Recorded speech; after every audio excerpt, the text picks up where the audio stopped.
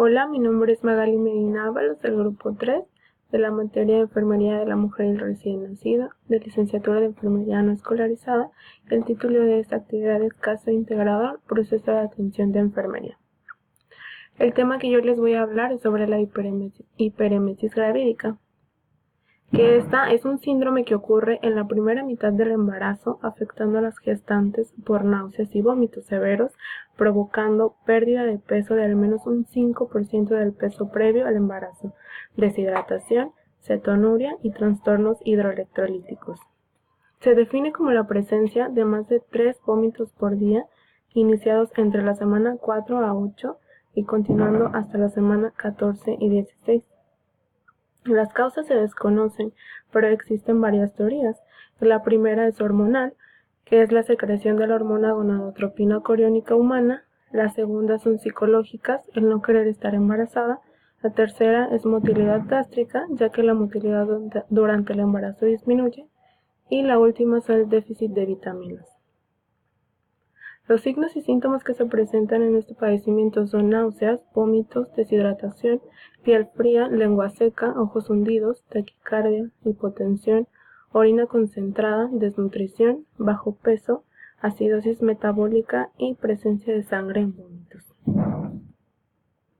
El diagnóstico de este se define de manera variable como vómitos lo suficientemente graves como para producir pérdida de peso, deshidratación, acidosis, alcalosis e hipopotasemia. En algunas mujeres aparece una disfunción hepática transitoria. Las complicaciones, la primera es la encefalopatía de Wernicke, que se presenta por la deficiencia de tiamina posterior a 3 semanas de vómitos persistentes. La segunda son neuropatías periféricas por deficiencia de vitamina B6 y B12. Y por último son las insuficiencias renales agudas por causas prerrenales. El caso clínico se trata de una femenina de 30 años, primigesta, con 20 semanas de gestación, que acude a urgencias por presentar vómitos excesivos, sed excesiva, intolerancia a los alimentos y además de presentar dolor en zona abdominal, presenta deshidratación de segundo grado. Tiene una evolución de una semana. Los antecedentes patológicos es que su padre presenta diabetes mellitus, ha tenido un control prenatal durante el primer trimestre y ninguna afección durante su embarazo hasta el momento. Dice que alcohol solo en ocasiones, no tabaco, no drogas, el café toma todos los días y niega enfermedades crónicas.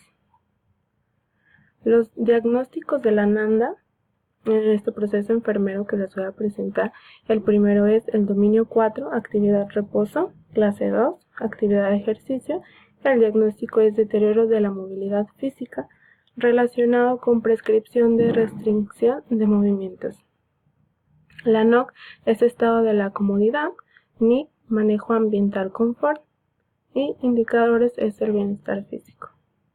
Las intervenciones son tener en cuenta la ubicación de los pacientes en habitaciones de múltiples camas, que es seleccionar una compañera de habitación que tenga patologías similares. La segunda es evitar interrupciones innecesarias y permitir periodos de reposo. Tercera es limitar las visitas. Por último es facilitar las medidas de higiene para mantener la comodidad de la persona, que es limpieza corporal, de pelo y cavidad bucal. El segundo diagnóstico en ANDA es dominio 4, actividad reposo, clase 1, sueño reposo, relacionado con interrupciones, que es administración de tratamiento, pruebas de laboratorio, etc., y falta de intimidad, nerviosismo y ansiedad. La NOC es el sueño, NIC mejorar el sueño, y los indicadores son el patrón del sueño. Las intervenciones de este diagnóstico es valorar el hábito de sueño del paciente, comprobar el esquema de sueño del paciente y observar circunstancias físicas, ya sea dolor, incomodidad propia del embarazo, y las psicológicas, que es el miedo, la ansiedad, la incertidumbre, que interrumpen el sueño. La segunda es observar, registrar si es sueño descanso o reparador. La siguiente es ajustar el ambiente, que es la luz, ruido, temperatura, ya que esta favorezca el sueño. La siguiente es agrupar las actividades para minimizar el número de despertares.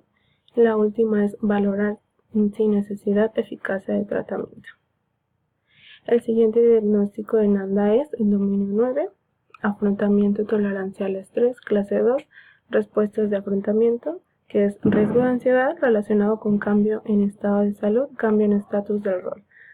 La NOC es aceptación del estado de salud, NIC disminución de la ansiedad, indicadores, se adapta al cambio del estado de salud. Las intervenciones son el proporcionar información objetiva respecto al diagnóstico, tratamiento y pronóstico. La segunda es crear ambiente que facilite confianza. Tercera, observar si hay signos verbales y no verbales de ansiedad. Y por último, escuchar con atención. El siguiente Nanda diagnóstico es dominio 1, percepción, control de la salud, clase 2, gestión de la salud. El diagnóstico es náuseas, relacionado con irritación gástrica, ansiedad y distensión gástrica. ANOC es control de las náuseas y vómitos, NIC es manejo de las náuseas y los indicadores son deseo de comer y control del síntoma. Las intervenciones son administrar alimentos fríos, líquidos transparentes, sin olor y sin color según sea conveniente. Por segundo es administrar antieméticos eficaces. Tercero, ayudar a solicitar y proporcionar apoyo emocional. Y por último, controlar los factores ambientales que puedan evocar estas náuseas. Por último, el Nanda diagnóstico es el dominio 2, que es nutrición, clase 5, hidratación.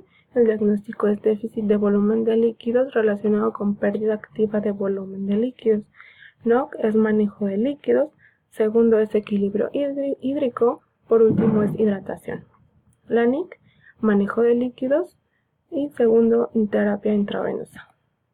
Las intervenciones son distribuir la ingesta de líquidos en 24 horas si procede. Segunda, vigilar el estado de hidratación, que sean membranas mucosas, pulso adecuado y presión.